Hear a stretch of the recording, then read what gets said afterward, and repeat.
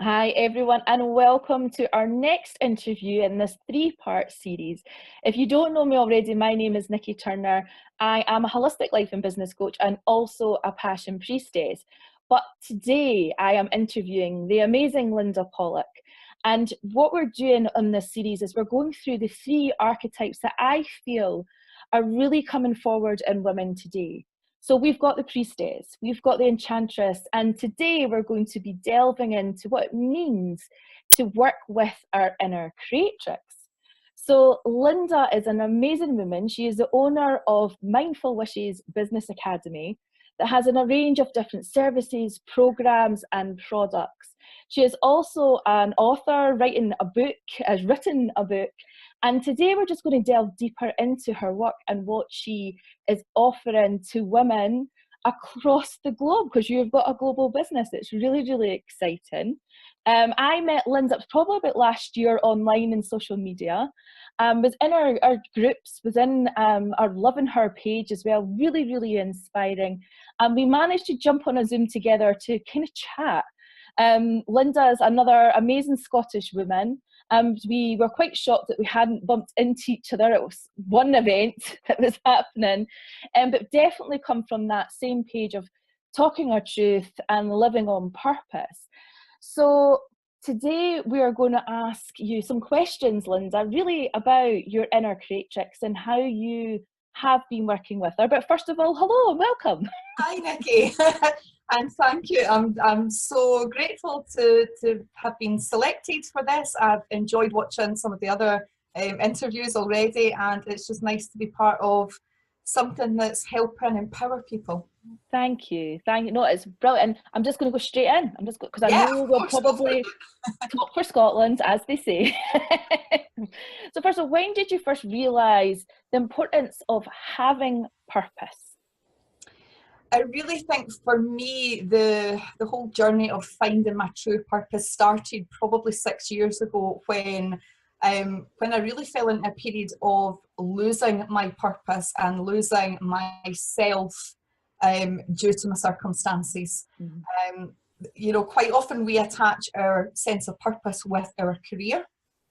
And it's not really about our career, but when there's an issue with your career or it goes wrong or you lose your career, that can really make you question, well, what is my purpose? Is it my career or is it something a little bit deeper? And for me, I was working in a very corporate world, in sales, in marketing, in employment law. And when I had my second child, he's now 7. Wow. When I had him, he was very, very ill, and he was diagnosed with quite severe celiac disease when he was 14 months, from which he nearly died before we had it diagnosed. So it was an extremely difficult period of my life, extremely stressful, and it meant I'd had to give up my career that I'd worked hard for, and I'd just lost myself in the process, in the stress. And that for me was when I really started to question, what do I want out of life? What do I want to create for myself? And how can I turn this, horrendous situation into something positive that won't just help me, but help other people experiencing difficulties in their life? Yeah. That's And really that's the essence that I always get with the creatrix when she comes forward, is that ability to ask yourself truthfully and hear, what do I want? And I think especially as women, and then especially as mothers, yeah. it's what everybody else wants. It's fulfilling everybody else's needs. And I find a lot of women even struggle with that first question, what do I want?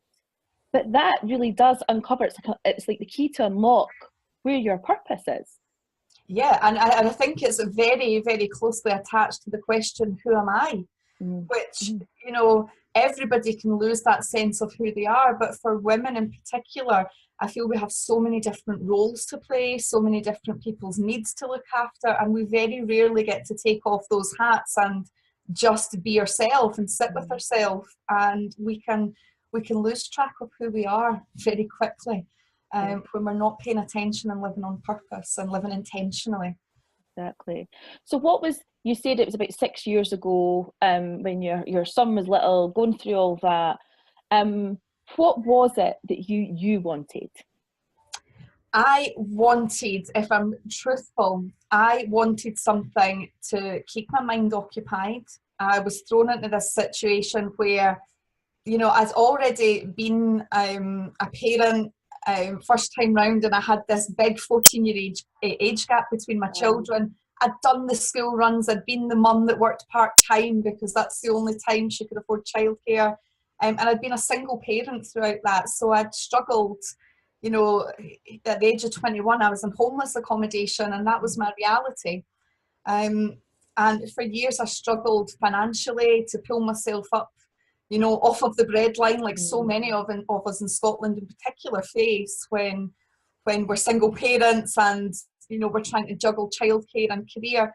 And the thought of being a stay-at-home mum for me, and I know that might sound awful because for some people it is their dream, but this is all about what living on purpose is and living with intention. It's about what's right for you as an individual. And that wasn't my dream. I just felt I had all this potential, and I didn't want to spend my days sitting drinking coffee with other mums and, you know, tidying endless cycles of toys all day. I just felt, for me, it felt a little bit soul destroying, that I felt I had more to give other people than that.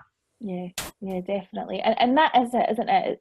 It's that inner essence that has that driving force. And when I think of the Creatrix, I often think of the process of creating anything in this physical realm, whether it is our babies, whether it is a business, whether it is a part-time job, whether it is looking after your kids at home, like whatever, it's got a creation process to that. And oftentimes we think that we're powerless to create a life we absolutely love. So if you have somebody coming to you and saying, I can't see a way out of this. This is my life. This is what I'm stuck with. So you said at 21, homeless accommodation, had a young child. How do you get out of that place? How do you then switch to know that you can create a life you love?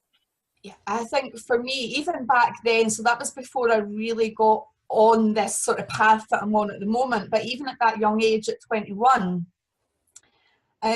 you know, my life up to that, I guess I was blessed as a child that I had an opportunity as a child to indulge in a sport that I loved. So I was an ice skater when I was young, and I was a competitive ice skater. So, you know, I was used to being in that mindset of accomplishing things that I wanted, having to have this inner strength, this ability to visualize outcomes. So before I would go into competition, I would visualize myself winning. And I spent my childhood doing that. I then was very severely bullied in my teenage years. It was actually printed in all the papers at the time, Nikki, as being one of the worst cases of bullying in Scotland at that point. And I just became this person that took on everything the bullies said.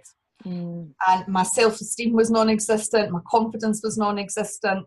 And for me, that's why I feel I became a teenage mum at 19. I was just so desperately seeking somebody to love, somebody to approve of, somebody that liked me, even on that very basic level, when I'd lived throughout my whole teenage years having hatred directed towards me. But it had turned me into a young adult that was afraid to shine externally. You know, so I knew within me I had the ability to create a mindset of taking steps that would create the desired outcomes that I wanted. And I just quietly worked on that every day, pushing myself into jobs and starting from the bottom and working my way up, just doing my best to you know, make the most of every task, be as nice to everybody around about me as I could, and make sure that I was just showing up for life, whatever that was, no matter how difficult it was, I was showing up fully. So that I could get myself out of that homeless accommodation. And it took me a year to get myself out of the homeless accommodation. It wasn't an overnight thing. But I do think having that insight into what a positive, creative mindset can do for you. For me, it's all about the visualization. And if you can tune into that and you can see the desired outcome and you can feel it, and, you know, with all your senses, then you have the ability to bring that into your reality. Definitely. I think we've had a conversation before how much we mirror each other. Because I was a teenage mum as well, massively bullied, had to move to a whole different town to kind of come away from that. But I love what you just said there about that feeling inside yourself, about visualizing it out, because we hear a lot about the law of attraction and how it works. But I've often said there's something missing. It's what I call the law of creation. That starts with us, like what we are in, because the law of attraction is not necessarily what we are in control of, because it just happens, it's just there all the time. But the law of creation is something that is something that we can decide through our mindset, through what we're visualizing, what we're saying to each other, to ourselves over and over and over again. So that's obviously a massive key for you. You said before the ice skating as well, you would visualize that beforehand.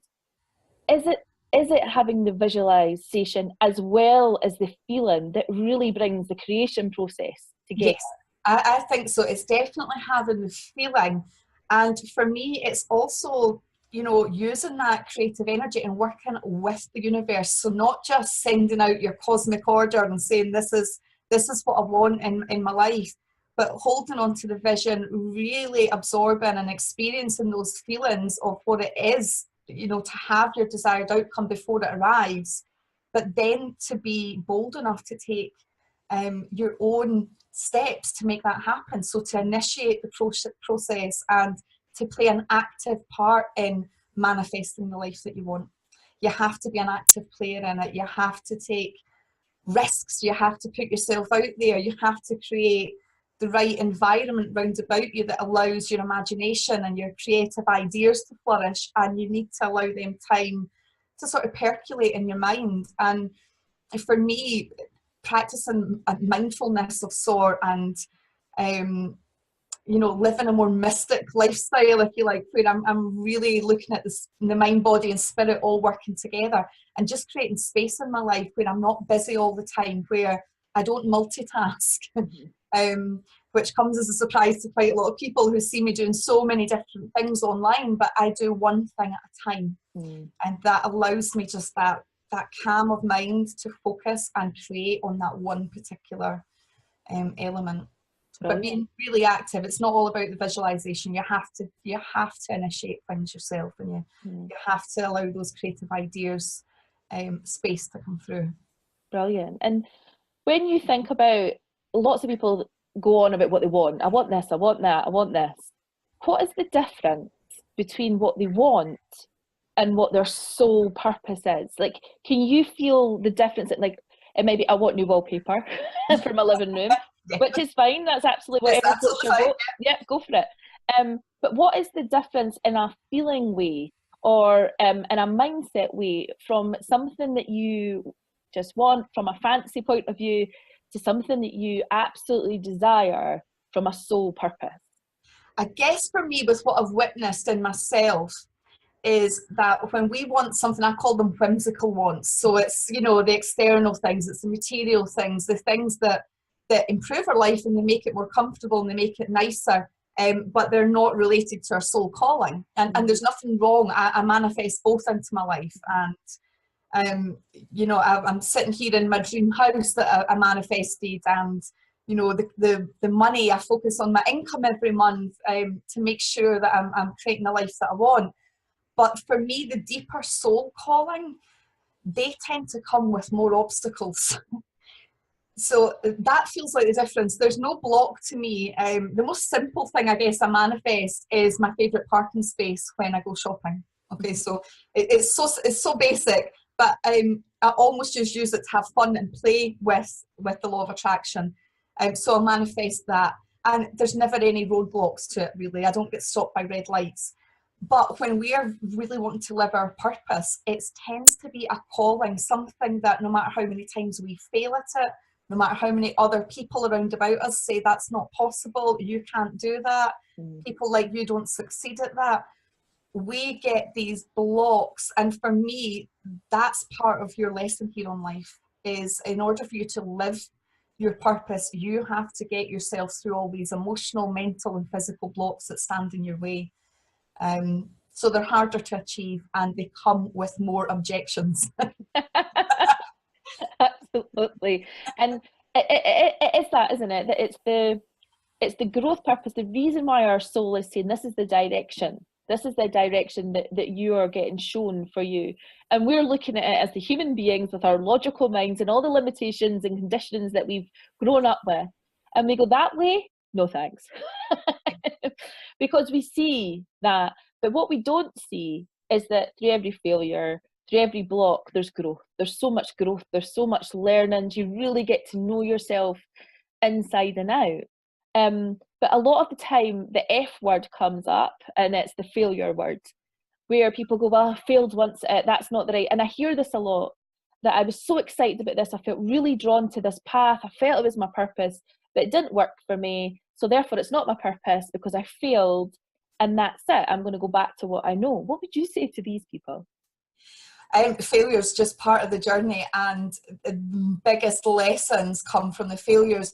I remember when I had the idea for Mindful Wishes, I took myself off to a local government office that was offering grants for business startups, and I produced this very, well presented business plan, and they basically laughed me out of the office. They said, there's no way a young woman from Scotland is going to create a brand that is recognised globally, that promotes kindness, compassion, and helps people find happiness and joy in their life and their business. It's not possible. We can't fund any of this. This is a pipe dream. This is nothing more than a hobby. However, if you want to open up a cafe in a really rundown area here, we can give you thousands and thousands to get you up and running. And because that was what they thought was good for the area, what was a good business, option for me, what was a viable option. And for me to come in with this, sort of glittery dream, I guess, and for them to look at it, they just laughed. They literally laughed me out the office. The following year, however, a year down the line, that same office did send me a congratulations email for, in the space of less than a year, growing my social media following to over 50,000, and Mindful Wishes, selling my own range of Mindful Wishes jewellery across the globe. And it was starting to become a recognisable global brand, exactly like I said it was. But that for me, I could have stopped there. That to me felt like the first failure, when I went in there excited, thinking everybody's going to think this is a great idea, I'm going to get some back, and I'm going to need to get the funding I need to start this. That for me was the first failure. It turns out it wasn't the only one. The business collapsed twice, Nikki. First time due to just mismanagement and cash flow issues, which so many startup businesses face. Mm-hmm. But again, I just felt this was my calling, this was my purpose. So I came back. And the second time it closed was due to ill health. But again, that was a lesson. It was a lesson in, we can't be an awakened spiritual entrepreneur running a business on sleep state principles. So on the ways that keep us on that 9-to-5 treadmill, that keep us up, all hours of the night working, that burn us to the ground through exhaustion, through tiredness, through trying to please everyone round about us and trying to prove something to everyone. I had externally created a business that looked incredible on the outside, but on the inside, I was not coping. Mm-hmm. And that was huge failure, but massive learning. And, the illness I had was very, very severe. But again, that changed my life and threw me further into this path that is more true to me and my purpose. Yeah. And without it, I maybe wouldn't have went as far down this path as I have. Exactly. And that's it. And it's having that audaciousness to get back up and to go, okay, what is the learning here?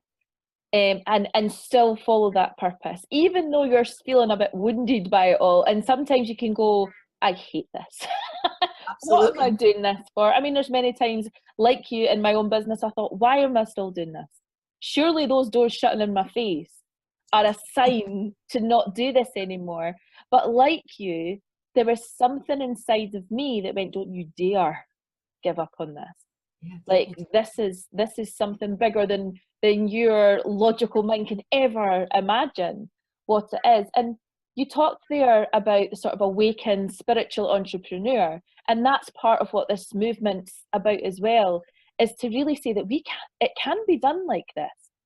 So when people come to you and they're very much into the 9 to 5, whether it's a corporate job or not a corporate job, how do you help them make that transition? Like, what is the Creatrix with you? What is your day? What does it look like? If it's not the 9 to 5, what does it look like?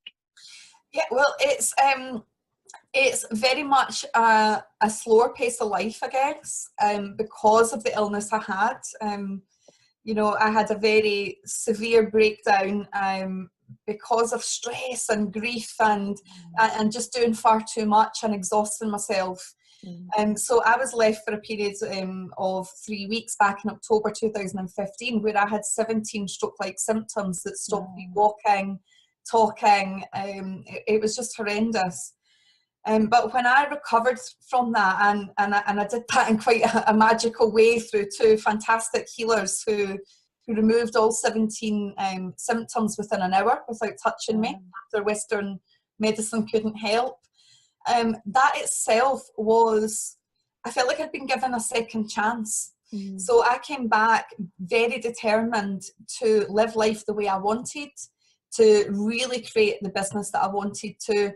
And I now wear a lot of different hats, Nikki, so sometimes I find it difficult. This, though, I find this something very common with people who the Creatrix runs through quite strongly, is that we don't just have one purpose or one thing that we work on. We still wear a lot of different hats. So I am a spiritual medium.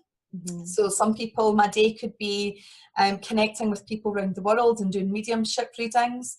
I'm also a tarot reader and tarot teacher, so I teach online workshops and courses, and I am very, very passionate about helping other women and awakened men who are in this line of work to really get their message out and grow their own business to help others. So a lot of my time is spent coaching other people. For me, you know, as a light worker, I just want to help people awaken and feel good in their life. And if I can get a light worker to become a leader in their business and they individually go on to transform hundreds of lives, and I can do that for several different leaders, for me, that's saying this is how I can help so many more people, is by helping others to step into their power and transform other people's lives. Yeah, and you're absolutely doing that. Absolutely doing that. I know people that have worked with you personally, who sing your praises. I know I've been in your own groups and things as well. You've anytime you're like, Nikki, just pop that on the page. Just like, just if you've got a question, just ask it. We'll get you over these hurdles. You know, because when I started 6 years ago, Nikki, I didn't have a clue how to use social media, and things look very different. We've got a lot of support groups and websites that we can go to now, but we didn't have any of that back 6 years ago. So I really try and shortcut and use my life lessons and my business, you know, journey lessons and failures to help other people not have to go through those themselves. And I help them really, I guess, tune into their own Creatrix and tune into their self and become the best version of themselves that they can be, so that they can go on to help other people too. Definitely. And when you said about all the different hats, I call people like us the Creatrixes, but also multi-passionates. But I call them multi-potentialites. Well, so it's not interesting. But yeah, multi-potentialites, where we have the potential to succeed at a multitude of things. We're not just a one-trick pony. We can succeed in lots of areas. Exactly, and I think, as you said, the people with a very strong Creatrix archetype tend to be these people that have that there, and we get called, whether it's ourselves and others, jack of all trades, master of none. There's like a negative. If you're not specialising in a specific area, then therefore, what are you actually doing with your life? That's the message that's certainly been put towards me, and I know a lot of the people that I work with as well. And when I look at it, when you look back at Leonardo da Vinci, Albert Einstein, there's so many of these, what we would call geniuses, creative people back then, whether they were making inventions or painting or writing prose, whatever it was, they were rejoiced. During the Renaissance period, they were rejoiced. They were the absolute amazing people of that time. Yet now, it's seen as a negative thing, that you're scatterbrained and you're not concentrating on the butterfly effect or all these things that we've heard. But I feel that people like yourself and myself and many others with this Creatrix archetype inside us have this yearning and calling to share. Yes, we've got a unique message, but it filters through all these different things that we do, all these creative ways that we connect with and share to help others, to share our message out into the world. Do you find that the same way as well? Yeah, absolutely. I get criticised quite often for, almost being seen by some people around about me that I don't finish anything through, or why do you always need to be starting something new, or why are you never happy? Why are you never just happy with one thing? And my business has changed so much. But that's just me, and it's who I am. And when we are very creative beings, and that's our dominant energy, we have to be creating all the time. I bore very easily, Nikki, if I'm not creating something. Whether it is, writing a new workshop, writing a new course, writing a new book, creating something new, I have to be creating all the time. And it is no different from how I am in any other aspect of my life. In my personal life, I like a variety of things. I read a variety of books. I like a variety of music. And I like to just soak up all these inspirational things that are out there in the world. And I think we're sometimes stifled, and sometimes it can hold us back when we think we can only create success for ourselves in our life or our business when we do one thing and we follow a set formula. It's becoming a really old way. It's an old paradigm way of living and working. And now we need to just embrace the moment. And the minute we live in the moment, we tap into that creative energy. And for me, I feel it's my purpose to use that. And I'm always excited about seeing, what I'll create next, or, what ideas come next. That makes me feel alive. And that's how I want to feel in my life. That's definitely how I want to feel in my business. Yeah, absolutely. And you said earlier, the way that you get things done is not multitask, and you would think as somebody that's multi-potential that you would have to multitask to get all those things done. But something I picked up on you said is you work on one thing at a time.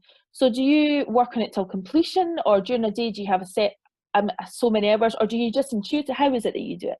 Yeah, I'm very free-flowing, Nikki, so I don't give myself very structured work hours. I do dedicate a few hours at least a day to work, but I feel like some of the mistakes so many of us that are self-employed make is we leave the 9 to 5 to give ourselves this freedom and this choice and this lifestyle, and we end up working 80 hours a week on our own business, more than we did before, and we generally don't, initially get the same wage as we were. For me, I guess there's several reasons I do that, because I've had 2 breakdowns, the first being very emotional when my son was ill, and then the second one 3 years ago, which was physical, emotional, and spiritual, and I had that complete breakdown. I do not want to be back in that position. And I very much see, my mind like the software of a computer. And if I've got too much going on in there, it overloads and I burn out. Mm-hmm. So I also have very dire consequences when I'm not mindful just in my life because of my son's celiac disease. It is extremely severe. Mm-hmm. So if he has a tiny crumb of gluten, or I pick up the wrong thing in the supermarket because I'm not 100% focused on getting the right foods for him, he could end up in hospital. And it's happened 3 times. So where I've made the mistake because I was thinking about other things. Mm-hmm. So I try and consciously just create one thing, and I'll get up. Obviously I have structure with appointments and clients to see, but in between that, for the actual creative process, I write what I want to write when it comes up, whether it's an article, whether it's a part of my book, whether it's a new course. And I just create whatever feels right in that moment, and I try and live like that as much as possible. Well, you're doing a grand job. Thank you. Obviously working for you, Linda. To be able to I guess even with kids as well, for any mums that are watching that are trying to work from home and they've got young kids, it's the school holidays just now. you know, I will sometimes catch myself multitasking, and it's in the worst way possible. It's when I've worked a little too long on the computer, and my 7-year-old's saying, "Mum, can you come and play with me? Mum, can you do this?" And I catch myself saying, "In a minute, once I finish this, once I finish this." And that to me is too much multitasking. He's only little once. So, you know, if you're working, do it when your kids are in bed, do it when you've got childcare, do it when it's their 1 hour that they get technology a day, you know, and you're able to free up the time. But if you're going to be present, be fully present on that, on your business and your task that you're doing. If you're going to be present with your kids, put business aside and be fully present with them. So to me, it's all about presence and mindfulness and really being in whatever moment we're in fully. To be able to allow this Creatrix process to move through you. And it is exactly that you've said, because I know myself, when I am absolutely focused on the one thing that I'm doing, the amount that you can produce work-wise is immense. Yeah. Absolutely immense. But when you're doing something and then flipping to something else and your mind's on something else as well, then it's like nothing gets done. You can be working all day, but it feels like nothing has got done. And something that I shared in the Priestess interview is I work cyclically with my moon cycle. And I also know within my cycle there is probably a week where I get so much work done and content done. It is unreal. But if I never knew that before, I would have been hitting against that, and I'm not good enough, and why I'm lazy, you're not getting the work done. But I also know that I've got a week where I am like a social butterfly and I want to speak to everybody and meet new people and network with other people and do that. But that week where I get a lot of work done, funny enough, it's not my social week. So I'm not Nikki, I'm the same. And do you know, the first time that I became aware of that and really started paying attention to that was through one of the other women that you've interviewed for this Spirited Women Festival, and it was through Dawn Breslin's work on tuning into our cycle monthly and how that affects our emotions, our energy, our creativity. And I am now very aware of that, and I plan workshops, I plan events all around that, because there's one week in particular where I feel highly creative, and you know, the ideas come easy, and I'm full of energy to work on them. Whereas other weeks throughout the cycle, I have writer's block. I'm tearful. I can't. And I used to think, because I came from a very corporate world, I didn't want to accept that as part of being a woman. You almost try and block that out and see it as a hindrance. But if you work with it, it's actually very helpful, and it allows you to plan things and just be in tune with your natural state of being. Definitely. And you find the different essences, the different faces of the Creatrix as well, and how she wants to work through you. Once you understand that as well, it's got a slightly different energy. But I've always said empowerment is know thyself. If you know and accept yourself, then it's so much easier to be able to move in to these different ways of being than it is to kind of not know why you're like that and beat yourself up about it. So with the archetype of the Creatrix, it's not very well known. I think there's only a few people that it came to me through a visualization and a channeling. These things came to say, and I was like, oh, wow, it kept saying I'm the new Creatrix. And I'm like, well, who are you? What do you do? And we've heard a lot about the creator, which is obviously the masculine aspect of that. But the Creatrix has a different vibe. It has a different essence. It's very much the one that brings creation into physical form. We think about it a lot when we think of the process of birthing. And moving through all of that. It's the inner Creatrix that move it through. Now, why do you think that there isn't enough or much awareness about our innate ability to create, other than, and even then, motherhood is kind of saying, oh yeah, she's had a baby.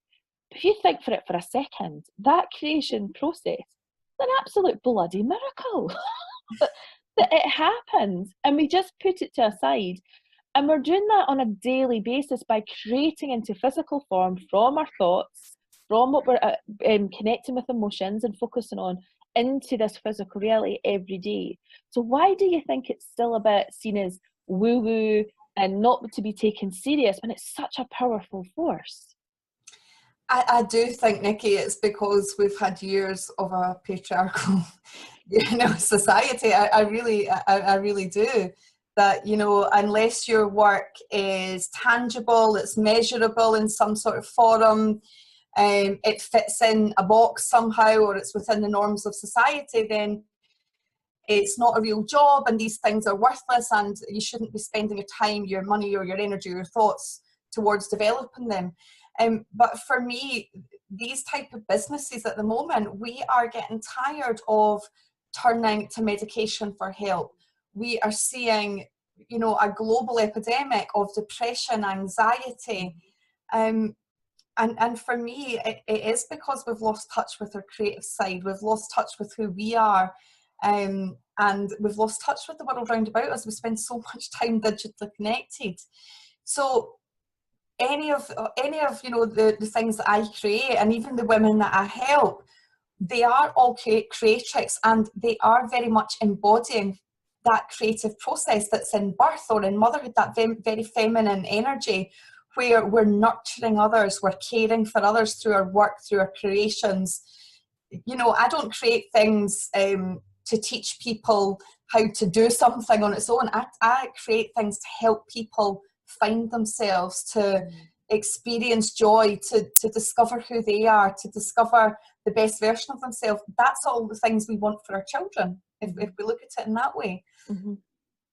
And that, to me, I always relate the essence of the creatrix, I guess, to the empress of the tarot cards. I'm a tarot reader, and she is somebody that gives birth to new ways of being, new life, new ways of thinking, new ways of feeling. And people are really tired of feeling dissatisfied with their life and keeping up pretenses and consumerism. We're just tired of it all, and that's why I feel we're getting this upsurging of these ancient methods of connecting in with ourselves. We need it right now. I think a lot of people need it. Definitely, and it's refreshing to speak, and it's part of this movement, the Spirited Women movement, is connecting women together to say, do you know what, it's okay to, 1, talk about our cycles, 2, talk about our passions, 3, talking about what we want to create in this world, and in a safe space where you're not told that's ridiculous, it's a pipe dream, all of that, because I believe that if you think it and you're passionate about it, and it's the thing that keeps you awake up at night because you're so like, oh my goodness, how can I do that? Absolutely, it's your purpose to bring it into form. And even if you don't know the how, it's holding the vision and having a safe space with other like-minded people to hold it with you, to say, I believe in you, this can absolutely happen. And that's what I've certainly noticed through all the interviews that I've done. That is the theme that moves through it all, that we're ready. We're absolutely ready to step up and do this. We're definitely ready, and I think that sense of community is really important, Nikki, and being surrounded by people that understand this and that are going to encourage you and support you and nurture you to get those creative ideas out and to live life on purpose and to create the life that you want. And when I couldn't really find those type of groups online, that's why I started creating them. That's why I created, the Mindful Wishes page, and it's grew into something. There's a community of over 125,000 followers, and when I look back and think I was a single parent, a teenage mum who was homeless at 21, and I've created this life for myself, even though so many people around about me said, it wasn't possible, it's not possible. People like you don't get success like that. Yeah. And what do you say, so if somebody is watching this right now and maybe they're stuck in a job that they feel they have to do, or they will lose the roof over their head, or they're at home with children and feel like they're stuck and they can't do anything, and they've got these ideas, they've got these passions, but they don't know how to get from where they are now to where they want to be, what is the one bit of guidance you could give them to help them move in that direction? I guess the one thing that I would say is to find your why. Why do you want something different? And really attach as much visualization and the feelings of achieving that as you can, because when we work out our why, so why do I want to create this business? It's not just to help other people, it's so that I can create a better life for my family, it's so that my children don't need to grow up in poverty anymore, it's so that I don't need to grow any more years in poverty. When we really attach to our why, it fuels us and it gives us drive and it gives us passion. And that helps us to show up daily. So daily, I remember why I'm doing this. I write a gratitude journal daily about the things that I've got in my life and the things that I'm grateful for. And even if that's some of the difficult things, I'm still grateful because they're showing me that I want transformation and I want change, and it helps just spur me on and drives me to keep taking action. So find your why and make it personal. What would change in your life mean to you and the people that you love and care about? What would it do for you? Absolutely, I love that. So we're getting wrapped up now to the end of the call. And what I would like to ask Linda, so what is your inner creatrix? Where is she leading you next? What is next for you in the work that you do in your life and your passions? Well, I've written a book, so I'm at the stage whether I'm just deciding whether that gets self-published or whether I go with a publisher. But that's going to be a major thing coming out for the Mindful Wishes. It's called The Spirit of Success, and it's to help spiritual entrepreneurs really create the life and business that they truly desire and deserve. I also have a lot of online workshops that I'm filming at the moment. So these are to help people create success in all areas of their life. So not just business, but success about how they feel about themselves, improving their confidence, their relationships, and so on. So there's a lot of activity going on in the background. So we're going to start to see these rolled out over the next couple of months. So anybody that's wanting to stay tuned or would like to connect with me can do so on my Facebook page, which is Mindful Wishes, or visit my website, mindfulwishes.blog. Perfect. Well, thank you so much. And I'll be putting all the links to your pages and website, Linda, on the underneath in the comments, but also I'll be uploading this to YouTube, so it'll all be there as well. So yeah, absolutely. Get onto Linda's page, like the page. It's very, very inspirational. Do our courses. I know that they'll be really full of heart-centered. That's what we're all really about. And yeah, and about being the best versions of ourselves, creating the life that we absolutely love and live it on purpose. So thank you for embodying the Creatrix so beautifully. Thank you, Nikki. And sharing it with us all today. It's been an absolute pleasure to chat with you. And I'm looking forward to seeing that book out there as well, get my hands on a copy.